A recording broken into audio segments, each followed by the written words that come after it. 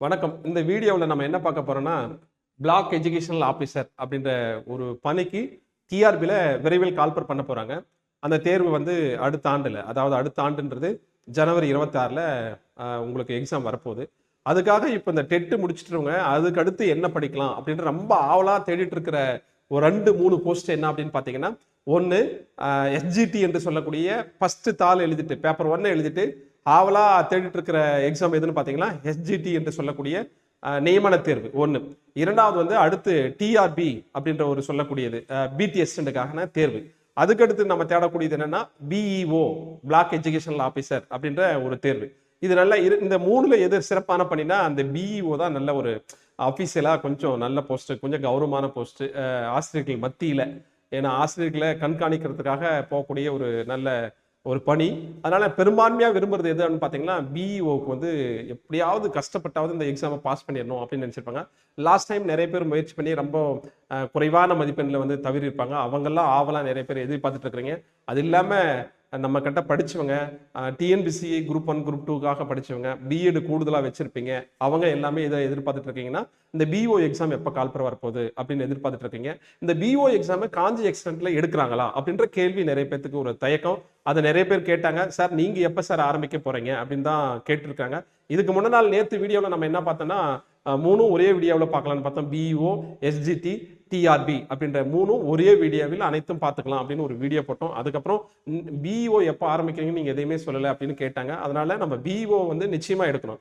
ஏன்னா இந்த PO exam பார்த்தீங்கன்னா காம்படிட்டிவ் எக்ஸாம்ல, அதாவது குரூப் 1 குரூப் 2ல என்ன சிலபஸ் இருக்கோ அதுதான் வச்சிருக்காங்க, அப்படியே இருக்கு. அதனால அதுக்கு இந்த காம்படிட்டிவ் எக்ஸாமுக்கு படிக்கிறவங்க கூடுதலா என்ன படிச்சா போதுமானதுன்னு பார்த்தீங்கன்னா எஜுகேஷன் சைக்காலஜி அது மட்டும் கொஞ்சம் கூடுதலா படிச்சா போதுமானது. சார் இந்த பிஓ எக்ஸாமுக்கு என்ன குவாலிஃபிகேஷன் அப்படின்னு நீங்க பாத்தீங்கன்னா ஏதாவது ஒரு டிகிரி இருக்கணும். அதாவது பிஏ பிஎட் அல்லது பிஎஸ்சி பிஎட் அது படிச்சிருந்தா போதுமானது. அப்ப ஏதாவது ஒரு டிகிரியோட ஒரு பிஎட் வந்து கட்டாயம் படிச்சிருக்கணும். இவங்க தான் இதுக்கு எலிஜிபிளா இருப்பாங்க.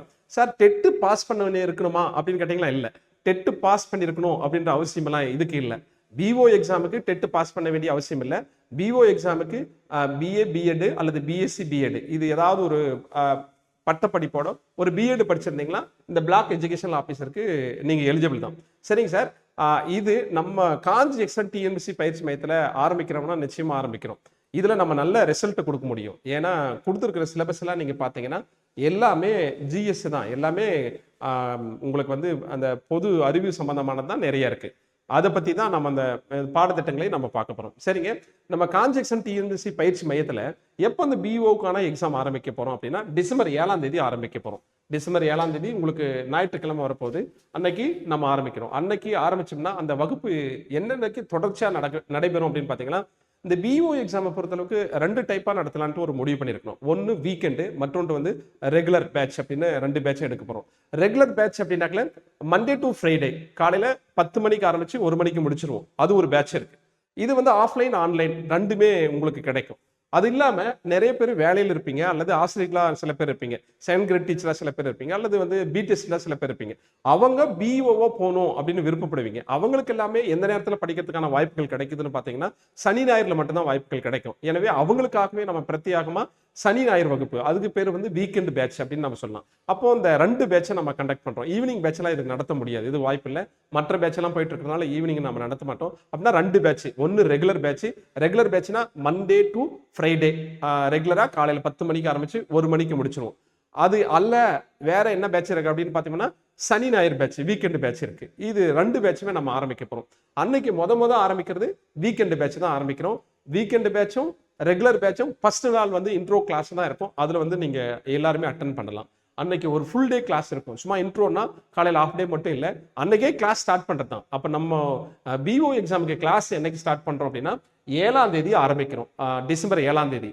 அந்த டிசம்பர் 7ஆம் தேதி சண்டே காலையில 10ல இருந்து 5 மணி வரை இருக்கும். இப்போ ஒரு ஹாஃப் டே ஒரு செஷன் நடக்கும். ஹாஃப் டே நீங்க பாத்தீங்கன்னா இப்போ தமிழ் லிட்ரேச்சர் அப்படின்னு ஒரு டாபிக் இருக்கு. அப்போ ஹாஃப் டே வந்து தமிழ் லிட்ரேச்சர் நடக்கும். அடுத்து அகைன் வந்து 2 to 5 PM ஒரு ஹாஃப் டே வந்து என்ன இருக்குன்னா இங்கிலீஷ் லிட்ரேச்சர் அப்படின்னு ஒன்று இருக்கு. உங்களுக்கு சிலபஸ்ல கொடுத்துருக்காங்க, தமிழ் லிட்ரேச்சர் கொடுத்துருக்காங்க, இங்கிலீஷ் லிட்ரேச்சர் கொடுத்துருக்காங்க, அடுத்து வந்து ஹிஸ்டரி சம்பந்தமா கொடுத்துருக்காங்க, அடுத்து வந்து ஜாகிரபி சம்பந்தமா கொடுத்துருக்காங்க, பாலிட்டி சம்மந்தமாக கொடுத்துருக்காங்க, இது எல்லாமே கரண்ட் அஃபேர்ஸ் சம்மந்தமாக கொடுத்துருக்காங்க. எல்லாமே உங்களுக்கு வந்து டிஎன்பிசியில் என்ன மேக்ஸிமம் சிலபஸ் கொடுத்துருக்கானோ அதை வந்து ஃபோக்கஸ் பண்ணி தான் கொடுத்துருக்காங்க. அதோட கூடுதலாக நீங்கள் படிக்கிறது வந்து என்ன படிக்க போறீங்கன்னா சைக்காலஜி தான் படிக்க போறீங்க. இதுதான் உங்களுக்கு வந்து பாடத்திட்டமாக வச்சிருக்காங்க. சரியா? ரைட், வாங்க. இப்போ இது வந்து இதுக்கான மெட்டீரியல் நம்ம கொடுக்குறோமா அப்படின்னா நிச்சயமா மெட்டீரியல் கொடுக்குறோம். என்னன்னா தமிழ் மீடியம் அண்ட் இங்கிலீஷ் மீடியம்ல கிளாஸ் 2 மீடியம் தான் நம்ம எடுக்கிறோம். தமிழ் மீடியம் மற்றும் இங்கிலீஷ் வழியில, ஆங்கில வழி தமிழ் வழியில 2மே எடுக்கிறோம். மெட்டீரியலும் 2லுமே கிடைக்கும். இப்போ வந்து ஹிஸ்டரி இருக்கு அப்படின்னா இங்கிலீஷ்லயும் கிடைக்கும், தமிழ்லயும் கிடைக்கும். தமிழ் லிட்ரேச்சர் தமிழ்ல தான் இருக்கும், அது இங்கிலீஷ்ல இல்ல. இங்கிலீஷ் லிட்ரேச்சர் இங்கிலீஷ்ல தான் இருக்கும். அப்ப தமிழ் லிட்ரேச்சர் தமிழ்ல தான் இருக்கும், இங்கிலீஷ் லிட்ரேச்சர் இங்கிலீஷ்ல தான் இருக்கும். இப்போ மற்ற ஜிஎஸ் எல்லாமே சொல்லக்கூடியது எல்லாமே உங்களுக்கு பைலிங்குவலா கிடைச்சிடும். தமிழ்லையும் கிடைக்கும், இங்கிலீஷ்லையும் கிடைக்கும். அப்போ உங்களுக்கு விருப்பப்பட்ட மொழியை வந்து நீங்க தேர்வு பண்ணிக்கலாம். நம்ம பயிற்சி மையத்துல பைலிங்குவலா நாங்க உங்களுக்கு எடுப்பாங்க. சரியா?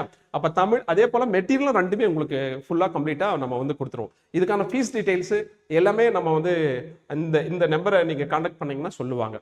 அதாவது 9842051499 என்ற எண்ணுக்கும் அல்லது 9150302456 என்ற 2 எண்ணை தொடர்பு கொண்டு இதுக்கான ஃபீஸ் டீடைல்ஸை நீங்க கேட்டுக்கலாம். இதுல நம்ம இந்த தேர்வுல எவ்வளவு வேக்கன்ட் இருக்கு, என்னால பாஸ் பண்ண முடியுமா அப்படின்ற சந்தேகங்கள் சில பேருக்கு இருக்கும். யாரெல்லாம் முயற்சி பண்ணி தவறி இருக்கிறீங்களோ, ஒரு சில மார்க்ல குறைவான மார்க்ல தவறி இருக்கிறீங்களோ அவங்கெல்லாம் கடுமையா முயற்சி பண்ணுவாங்க. அப்ப அவங்களோட சேர்ந்து நம்ம போட்டி போட வேண்டிய அவசியம் இருக்குது இல்லையா? இப்போ ஒரு சிலர் வந்து டிஎன்பிஎஸ்சி குரூப் 1 குரூப் 2 படிச்சிருப்பாங்க, நல்ல திறமையா படிச்சிருப்பாங்க, அல்லது வந்து டெட்டுக்கு கூடுதலா படிச்சிருப்பாங்க. டிஎன்பிஎஸ்சி படிச்சவங்க டெட்டுக்கும் படிக்கிறாங்க இல்லையா? அவங்களுக்கு டபுள் பர்பஸா இருக்கு. இது குறைவான போஸ்ட் தான், வெறுமனே ஒரு 51 போஸ்ட் தான் வரும். அப்போ கம்யூனல் ரொட்டேஷன்ல நீங்க பாக்குறப்ப கொஞ்சம் கொஞ்சமா தான் வரும். ஒரு கம்யூனிட்டி இவ்வளவு தான் இடஒதுக்கீடு சம்பந்தமா ஒதுக்கி இருப்பாங்க இல்லையா? இதுல ஓப்பன் காம்படிஷன்லயே வந்தவங்க எல்லாம் நம்ம என்னுடைய நண்பர்களோ நம்மளுடைய பயிற்சி மாணவர்களும் இருக்கிறாங்க. எனவே இந்த பயிற்சியை பொறுத்தளவுக்கு, இந்த பாடத்திட்டங்களை பொறுத்தளவுக்கு எவ்வளவு வாஸ்டா இருந்தாலும் பாஸ் பண்றது ரொம்ப எளிதுதான். அதுல ஒன்றும் மாற்று கருத்துல. உங்ககிட்ட மெயினா என்ன இருக்குன்னா விடாமுயற்சி இருக்கணும், தன்னம்பிக்கை இருக்கணும், தொடர் முயற்சி இருக்கணும். அது ரொம்ப முக்கியமானது. ரிப்பீட்டடா ரீட் பண்ணணும், டெஸ்ட் நிறைய எழுதி பார்க்கணும். அப்படி பண்ணிட்டே இருந்தீங்கன்னா ஈஸியா பாஸ் பண்ணிடலாம். இல்ல சார் எனக்கு கால்பர் வந்த பின்னாடி தான் நான் படிப்பேன் அப்படின்னா அது வாய்ப்பு இல்லை. கால்பர் வந்த பின்னாடி ஒரு 45 நாள் தான் டைம் கொடுப்பாங்க. அதுக்கான வாய்ப்புகளே கிடையாது. நிச்சயமாக நிறைய பதவிகளுக்கு நீங்க போட்டி போட்டு தவறிவிட்டவங்க எல்லாமே அதிகபட்சமான நல்ல ஒரு கௌரவமான போஸ்ட்டுக்கு போகணும் அப்படின்னு நினைக்கிறவங்க எல்லாமே இந்த பிஓவை எழுதுறதுக்கு தயாராயிட்டாங்க. அவங்களுக்காகவே நம்ம வந்து இந்த காஞ்சி எக்ஸலன்ட் டிஎன்பிஎஸ்சி பயிற்சி மையம் கிருஷ்ணகிரியில் இயங்கி வர இந்த பயிற்சி மையத்தில் பிஓ கிளாஸ் வரக்கூடிய 7ஆம் தேதி எடுக்கிறோம். சரி, இது எப்படியெல்லாம் என்னென்ன தலைப்புகள் இடம்பெறுது, இதனுடைய பாடத்திட்டங்கள் என்ன அப்படின்னு ரொம்ப சிம்பிளா நம்ம பார்த்துடலாம். இந்த தேர்வுக்கு, அதாவது இந்த தேர்வுல 2 விதமான தேர்வு இருக்கிறதா நம்ம பார்க்கணும். என்னன்னா, இந்த பிஓ எக்ஸாம்ல கொடுத்துருக்க சிலபஸ் அந்த மாதிரி ஒன்று படிக்க போறோம். இதுக்கு முன்னாடி ஒரு எலிஜிபிலிட்டி தேர்வு இருக்குன்னு ஏற்கனவே சொல்லியிருக்கோம். தமிழ் எலிஜிபிலிட்டி தேர்வு இருக்கு. அந்த தமிழ் எலிஜிபிலிட்டியில வந்து மொத்தம் 30 வினாக்கள் இருக்கும். 50 மதிப்பெண் கொடுத்துருப்பாங்க. 30 வினாக்களுக்கு 50 மதிப்பெண். அதாவது 1ல இருந்து 20 வரை இருக்கக்கூடிய வினாக்களுக்கு ஒரு வினாக்கு 2 மதிப்பெண் அப்படின்னா 20 வினாவுக்கு 40 மதிப்பெண் கொடுத்திருப்பாங்க. அடுத்து 21ல இருந்து 30 வரை இருக்கக்கூடிய வினாக்களுக்கு ஒரு வினாக்கு 1 மதிப்பெண் கொடுப்பாங்க. அப்ப மொத்த மதிப்பெண் எவ்வளவு? 50. இந்த 50 மதிப்பெண்ல 40% மதிப்பெண் நீங்க பெறணும். அப்படின்னா 50 மதிப்பெண்ல 40% மதிப்பெண்னா 20 மார்க் எடுத்தாவே நீங்க போதுமானது, எலிஜிபிள் ஆயிருவீங்க. அதுக்கப்புறம் தான் அந்த பிஓல இருக்கக்கூடிய அந்த பேப்பரை நீங்க வேல்யூ பண்ணுவாங்க. இந்த பேப்பர் எப்படி இருக்கும் சார்? டிஸ்கிரிப்டிவ் டைப்பா அல்லது அப்ஜெக்டிவ் டைப்னா அப்ஜெக்டிவ் டைப்ல தான் இருக்கும். சூஸ் தி பெஸ்ட் ஆன்சர் இருக்கும். கொள்குறி வகை வினாக்கள் தான் உங்களுக்கு இடம்பெற்றிருக்கும். அதுல எவ்வளவு வினாக்கள் இருக்கும்? 150 வினாக்கள் இருக்கும். பொதுவாகவே டிஎன்பிசினா 200 வினாக்கள் இருக்கும்.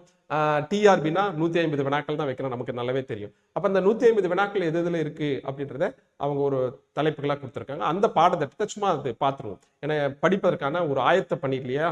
அதனால என்னென்ன சிலபஸ் இருக்கு அப்படின்றத நம்ம பார்த்துருவோம். வாங்க இந்த சிலபஸை பார்த்துலாம். இந்த பிஓக்கான சிலபஸ் ரொம்ப முக்கியமான பகுதி.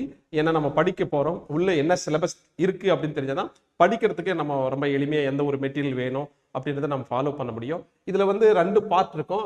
பார்ட் 1 அப்படின்னு ஒன்று இருக்கும். இந்த பார்ட் 1ல ஒரு 110 மார்க், அப்புறம் கரண்ட் அஃபேர்ஸ்ல ஒரு 10 மார்க் 120 கொடுத்துருப்பாங்க. பார்ட் 2ன்றது வந்து சைக்காலஜி, அதுல ஒரு 30 மதிப்பெண் கொடுத்துருப்பாங்க. இதுல ஒரு 120, அதுல ஒரு 30 அப்படின்னா 150 வினாக்கள் இருக்கும். அந்த 150 வினாக்களும் எங்கெங்க இடம்பெறுது அப்படின்றத பார்க்கலாம். இந்த சிலபஸை பாருங்க. இந்த கோர் சப்ஜெக்ட் அப்படின்னு நம்ம சொல்றாங்க. இதுல 110 மார்க் இருக்கும் அப்படின்னு சொல்றாங்க. இந்த 110 மார்க்கும் எங்கெங்க இருக்கும் அப்படின்னு பாத்தீங்கன்னா, யூனிட் 1ல என்ன கொடுத்துருக்காங்க பாருங்க, ஹிஸ்டரி ஆஃப் தமிழ் லிட்ரேச்சர் அப்படின்னு சொல்லியிருக்காங்க. அப்படின்னா ஹிஸ்டரி ஆஃப் தமிழ் லிட்ரேச்சர், அதுக்கடுத்து என்ன சொல்லியிருப்பாங்க, ஹிஸ்டரி ஆஃப் இங்கிலீஷ் லிட்ரேச்சர் அப்படின்னு அடுத்த சிலபஸ் இருக்கு. அப்ப ஹிஸ்டரி ஆஃப் தமிழ் லிட்ரேச்சர் அப்படின்னா சங்க காலம் முதல் கற்காலம் வரை இருக்கக்கூடிய சங்க இலக்கியம், சங்க இலக்கிய பற்றிய குறிப்புகள், பாட்டும் தொகையும் தொகுப்பு முறைகள், சங்க இலக்கிய சிறப்புகள், எட்டு பாட்டு 10 தொகை அப்படின்னு சொல்லுவாங்க இல்லையா, இந்த சங்க இலக்கிய நூல்கள்லாம் சங்க காலத்துல தோன்றிய இலக்கிய நூல்களை பத்தி நம்ம படிக்கிறது தான். அப்ப அதை பத்தி கேட்பாங்க. அதுல 17 கீழ்கணக்கு நூல்கள், இதேதான் நீங்க சங்க காலத்துல தோன்றிய நூல்கள், 17 கீழ்கணக்கு நூல்கள், 17 மேல் கணக்கு நூல்கள்லாம் சொல்றாங்க. இதை நீதி நூல்கள் அப்படின்னு சொல்லுவாங்க. இது வந்து அறநூல்கள் அப்படின்னு சொல்லக்கூடியது. இதனுடைய சிறப்புகளை கேட்பாங்க. ஐம்பெரும் காப்பியங்கள், ஐஞ்சிறும் காப்பியங்கள், பக்தி இலக்கியம், தேவாரம், 4000 திவ்ய பிரபந்தம், திருமந்திரம், திருப்புகழ், இது போன்ற அந்த தமிழ் சம்பந்தமான இலக்கியங்களை இதுல எல்லாமே கேட்பதற்கான வாய்ப்புகள் இருக்கு. இது ரொம்ப ஈஸி தான். டிஎன்பிசிக்கு இது எல்லாமே படிச்சிருப்பீங்க. பழைய டிஎன்பிசி மெத்தேடில் பார்ட் பியில் வந்து இலக்கியம் அப்படின்னு படிச்சிருப்பீங்க, பார்ட் ஏல வந்து இலக்கணம் அப்படின்னு படிச்சிருப்பீங்க. இப்போ அதெல்லாம் படிச்சவங்க இன்னுமே சில பேர் வந்து அடுத்த பணி என்ன வரும் அப்படின்னு காத்துக்கிட்டு இருக்கீங்க. அவங்களுக்குலாம் இது ரொம்ப ஈஸியாக தான் இருக்கும். அதாவது பிஎட் பண்ணவங்க பிளஸ் வந்து டிஎன்பிசிக்கு படிச்சிருந்தீங்களா ரொம்ப ஈஸியா இருக்கும். அப்போ முதல் unit history of Tamil society அப்படின்னு சொல்றாங்க. இதுல ரொம்ப ஈஸி தான், ஏற்கனவே படிச்சிருந்தா. இது எல்லாமே ஸ்கூல் புக்லேயே கிடைக்குது, வேற எங்கேயும் இல்லை. 6ல இருந்து 12 வரை இருக்கக்கூடிய ஸ்கூல் புக்லேயே அனைத்து தலைப்புகளும் இடம்பெற்றிருக்குது. அதோட நாம என்ன பண்ண போறோம்னா, இந்த தலைப்புகளோட சேர்ந்து புக்கில் அல்லாத சில கேள்விகள் வெளியே வருது இல்லையா, அந்த கேள்விக்கு தகுந்த மாதிரி நம்மளுடைய மெட்டீரியல் கன்சாலிடேட் பண்ணி உங்களுக்கு பிரிண்ட் அவுட்டா கொடுத்துருவோம். அப்ப இந்த யூனிட்டுக்கான மெட்டீரியல் சூப்பரா கொடுத்துருவோம். அதுக்கடுத்து வாங்க இங்க பாருங்க, history of English literature. History of English literature நம்ம இங்கிலீஷ் ஜென்ரல் இங்கிலீஷ் அப்படின்னு டிஎன்பிசிக்கு நம்ம படிக்கிறோம், ஜென்ரல் தமிழ் அப்படின்னு டிஎன்பிசிக்கு படிக்கிறோம். இந்த ஜென்ரல் இங்கிலீஷ் இங்க காளிப்பன் ஐயா எடுப்பா. அப்படி அதே போல ஜென்ரல் தமிழ் வந்து யார் எடுக்கிறாங்க, பச்சைப்பன் சாரும் ராஜசேகர் சாரும் எடுப்பாங்க, 2 பேர். இங்க இங்கிலீஷை பொறுத்தளவுக்கு நம்ம காளிப்பன் சார் ரொம்ப பெஸ்டா எடுப்பாப்பி. அவர் வந்து நல்ல ஒரு 25 ஆண்டு காலத்துக்கு மேல இதுல நல்ல அனுபவம் மிக்க ஆசிரியர். அவர் வந்து எல்லா விதமான இங்கிலீஷ் சம்பந்தமான அத்தனை தேர்வுகளுக்கும் நம்ம பயிற்சி மையத்துல பயிற்சி அளிக்கிறாரு அப்படின்றது நமக்கு தெரியும். அப்போ ஹிஸ்டரி ஆஃப் இங்கிலீஷ் லிட்ரேச்சர் அப்படின்னா development of prose, poetry, fiction, பாருங்க டிராமா அண்ட் கிராமர், இந்த சம்பந்தமான அனைத்துமே இதுல வினாக்கள் இருக்கும் அப்படின்னு சொல்றாங்க. அப்போ இங்கிலீஷ் கிராமர் சம்பந்தமான லிட்ரேச்சர் சம்பந்தமானது இதுல வந்து இருக்கும். அடுத்த தலைப்புகள் என்ன கொடுக்குறாங்க பாருங்க, mathematical aptitude and mental ability test அப்படின்னு சொல்றாங்க. இந்த மேக்ஸ் அப்படின்ற மென்டல் எபிலிட்டி இல்லாம எந்த ஒரு தேர்வுமே இருக்காது.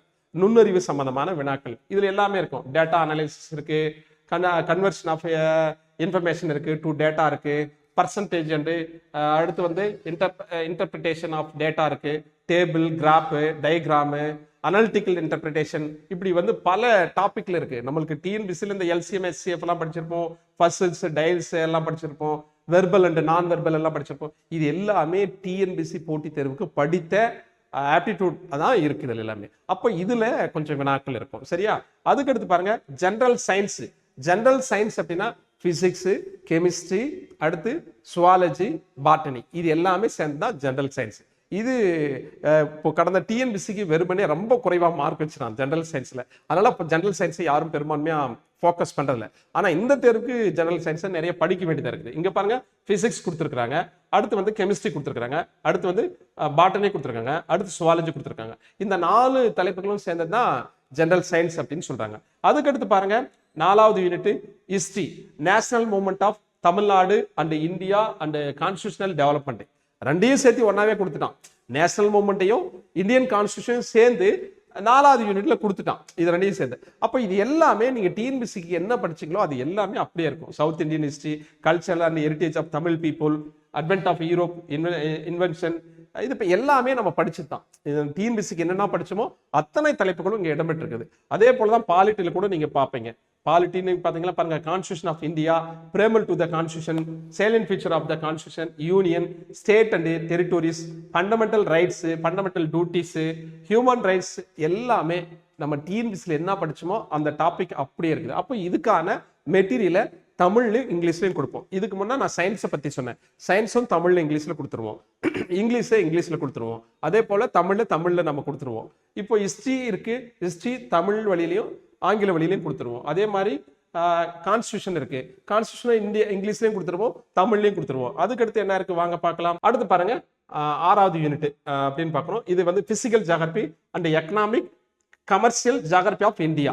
அப்படின்னா இதுல என்னென்ன கொடுத்துருக்கான் அப்படின்னு பாத்தீங்கன்னா, ஜியாகிரபி கொடுத்துருக்கான், எக்கனாமிக்ஸ் கொடுத்துருக்கான். இது ரெண்டையுமே மெர்ஜ் பண்ணி உங்களுக்கு ஒன்னா கொடுத்துருக்கான். அப்போ நீங்க வந்து ஜியாகிரபியும் இதுல படிக்கணும், எக்கனாமிக்ஸும் படிக்கணும். பாருங்க, ஜியாகிரபில universe, solar system, earth and atmosphere, hydrosphere, lithosphere, monsoon, rainfall, weather and climate, water resource, geography of India, physical features, அத soil, minerals and natural resource, natural vegetation, forest, இது எல்லாமே டிஎன்பிசில கொடுத்துட்டு இருக்கிற சிலபஸ் தான்.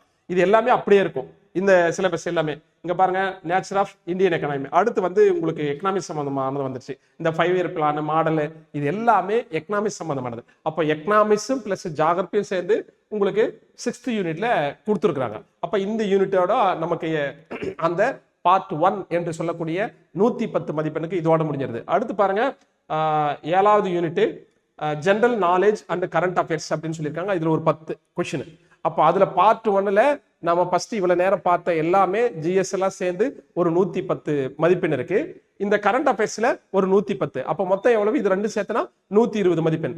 இது அல்லாத சைக்காலஜி ஒரு 30, அதான் மொத்தமா 150 மதிப்பெண். அப்ப அந்த கரண்ட் அஃபேர்ஸ் எல்லாம் நம்ம கொடுத்துருவோம். நம்ம கிளாஸ்ல டெய்லி டிஸ்கஸ் பண்ணுவாங்க, அது சம்பந்தமா நோட்ஸ் கொடுத்துருவோம், அல்லது வந்து மெட்டீரியலா பிரிண்ட் போட்டும் கொடுத்துருவோம். கரண்ட் அஃபேர்ஸ் இதுக்கு வந்து தமிழ்லயும் இங்கிலீஷ்லயும் கொடுத்துருவோம். அதுக்கடுத்து பார்ட் 2 பாருங்க. பார்ட் 2 வந்து பாருங்க, சைல்டு சைக்காலஜி அண்ட் பெடகாகி, 30 மார்க்குங்க. இது ஏற்கனவே டெட்டுக்கு கொஞ்சம் படிச்சிருப்பீங்க, அதே தான் இருக்கும். ஹியூமன் growth அண்ட் டெவலப்மெண்ட் அப்படின்ற டாபிக் இருக்கு. அதுக்கடுத்து காக்னிட்டிவ் டெவலப்மெண்ட் அப்படின்ற ஒரு டாபிக் இருக்கு. எல்லாமே இன்டெலிஜென்ஸ் சம்பந்தமானது எல்லாமே இருக்கும் பாருங்க. எல்லாமே emotional, social, emotional and moral development, இது எல்லாமே நம்ம எங்க படிச்சிருக்கோம்? சைக்காலஜில ஏற்கனவே படிச்சிருக்கோம். அப்போ இதுதான் உங்களுக்கான இந்த பிஇஓக்கான சிலபஸ். ரொம்ப எளிமைதான். வரக்கூடிய பிஇஓ தேர்வுல 51 போஸ்ட்ல நீங்களும் ஒரு போஸ்ட் கட்டாயம் வென்றெடுக்கலாம். நிச்சயமா 100% வெற்றி பெற முடியும். நிச்சயமா கான்ஜெக்ஷன்ல சேருங்க, வெற்றி நிச்சயமாக இருக்கும் என்பதை சொல்லிக்கொண்டு, நீங்களும் அடுத்த 2026ல நடைபெறக்கூடிய பிஇஓ தேர்வுல நீங்கள் ஒரு வெற்றியாளரா நான் பார்க்கணும்னு விரும்புறேன். நன்றி, வணக்கம்.